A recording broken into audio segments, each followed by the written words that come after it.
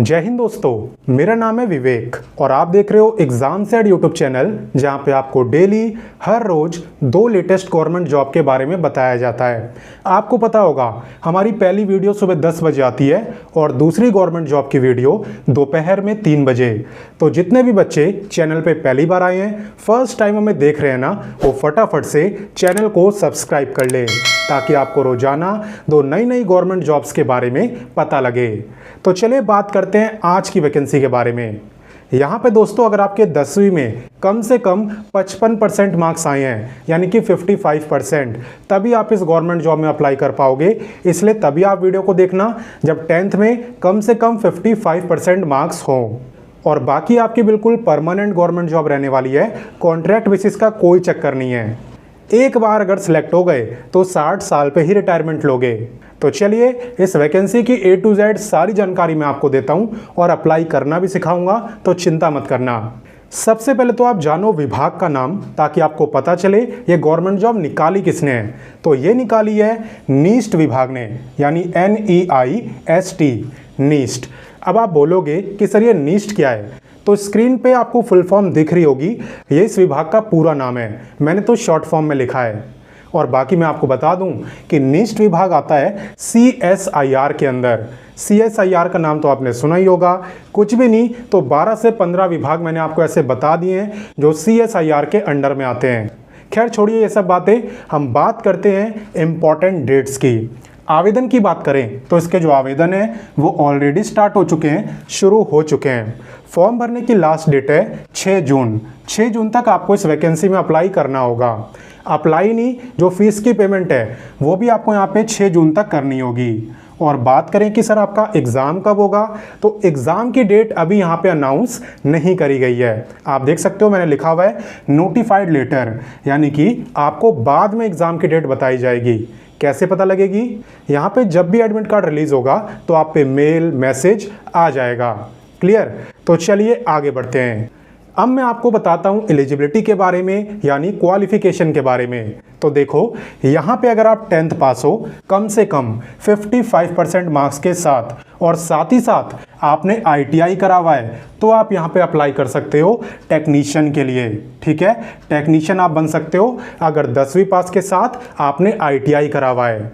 अब सवाल उठता है कि ITI तो बहुत सारे ट्रेड में होती है, तो हमने किस ट्रेड में करी होनी चाहिए? तो चलिए मैं बताता हूँ। यहाँ पे आप देख सकते हो plumbing, electrician, welder, mason, construction and wood working sector, और आपका कोपा यानी computer operator and programming assistant. इनमें से जितनी भी ट्रेड मैंने आपको बताई है ना, इनमें से किसी भी ट्रेड में अगर आपने ITI करा हुआ है तो आप इस गवर्नमेंट जॉब के लिए अप्लाई कर सकते हो, अदरवाइज नहीं कर सकते। क्लियर? तो कुछ साथी तो यहीं पे वीडियो को छोड़ने वाले हैं, बाकी कोई बात नहीं, जो बच्चे हैं उनके साथ हम आगे बढ़ते हैं। सैलरी की अगर बात करें तो यहाँ पे आपका जो बेसिक पे है वो है लेवल 2 का, यानी कि आपका बेसिक पे रहने वाला है 19,900। ठीक है, इसके बाद आपको HRA मिलेगा, यानी हाउस रेंट अलाउंस, DA मिलेगा, यानी डियरनेस अलाउंस, ऐसी और भी अलाउंसेस मिलते हैं। तो कुल मिला के जो टोटल सैलरी आपको मिलेगी वो तकरीबन होगी 45,000 पर मंथ। तो सैलरी बहुत अच्छी है, बिल्कुल कम नहीं है। तो चलिए आगे बढ़ते हैं और अब बाकी जानकारी भी लेते हैं। अब मैं आपको बताने वाला हूं एज लिमिट के बारे में। यहाँ पे बस एक बात आपको ध्यान में रखनी होती है कि एज काउंट कब से हो रही है। तो देखो आपकी एज काउंट हो रही है फॉर्म भरने की लास्ट डेट, यानी कि 6 जून से। बेसिकली आपको ये चेक करना होता है कि 6 जून को मेरी एज कितनी होगी। अगर आपकी एज 18 से 28 साल के बीच में रहेगी तो आप इस वैकेंसी में अप्लाई कर सकते हो। ठीक है, वैसे मैं बता दूं अलग से एज में रिलैक्सेशन भी आपको मिल जाएगा अगर आप किसी रिजर्व कैटेगरी में आते हो। तो क्या मतलब हुआ सर इसका? चलिए मैं बताता हूं।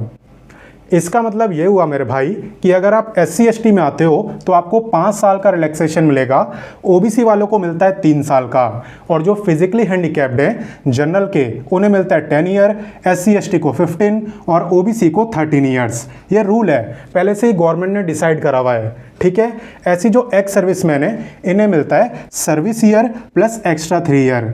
तो आपकी कैटेगरी के ऊपर बेसिकली डिपेंड करता है कि कितना रिलैक्सेशन आप यहाँ पे ले सकते हो।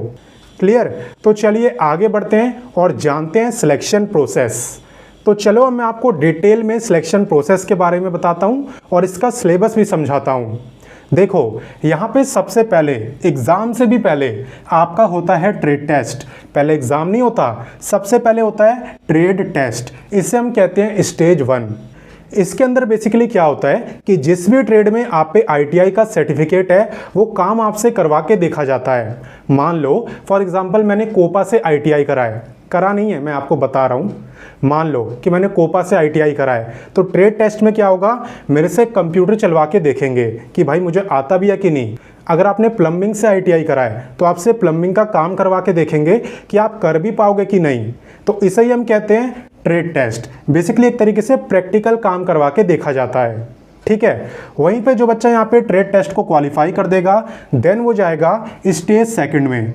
स्टेज सेकंड में क्या होता है सर? स्टेज सेकंड में होता है आपका एग्ज़ाम आपका OMR शीट पे भी हो सकता है और कंप्यूटर पे भी हो सकता है। हालांकि क्या फ़र्क पड़ता है, क्वेश्चन आपके MCQ टाइप के होंगे, एक क्वेश्चन के 4 ऑप्शन, जो भी आपको सही लगेगा उस पर आपको टिक करके आना होगा। और यहाँ पे जो एग्ज़ाम है ना वो भी 3 पार्टों में डिवाइड करा गया होता है, पेपर 1, पेपर 2 एंड पेपर 3। ये अलग अलग पेपर नहीं है, ये बस पार्ट है। और यहाँ पे एक और बात बता दूं कि पेपर 1 आपको बस क्वालिफाई करना होता है, इसके मार्क्स काउंट नहीं होते। जो काउंट होंगे वो होंगे पेपर 2 और पेपर 3 के। तो इसके अंदर कोशिश करना मैक्सिमम से मैक्सिमम स्कोर आप कर सको, क्योंकि यही डिसाइड करेंगे जब मेरिट लिस्ट बनाई जाएगी तो इसी के मार्क्स देखे जाएंगे। ठीक है सर, समझ गया। आप सिलेबस भी बता दो, तो चलो बताता हूँ। इसका जो सिलेबस है ना वो आपको नोटिफिकेशन के पेज नंबर 5 पे दिया हुआ है। अब नोटिफिकेशन कहाँ मिलेगा? नोटिफिकेशन मिलेगा वीडियो के डिस्क्रिप्शन में। उस पर क्लिक करके सीधा आना पेज नंबर 5 पे। तो चलो मैं आपको लेके भी चलता हूँ ताकि आपको एक बार समझा भी दूँ। तो देखो, मैं नोटिफिकेशन के पेज नंबर 5 पे आ चुका हूँ और यहाँ पे सिलेबस के बारे में बताया हुआ है। यहाँ पे इन्होंने बताया कि आपका जो टोटल पेपर है वो 2.5 घंटे का होता है, यानी कि 150 मिनट का।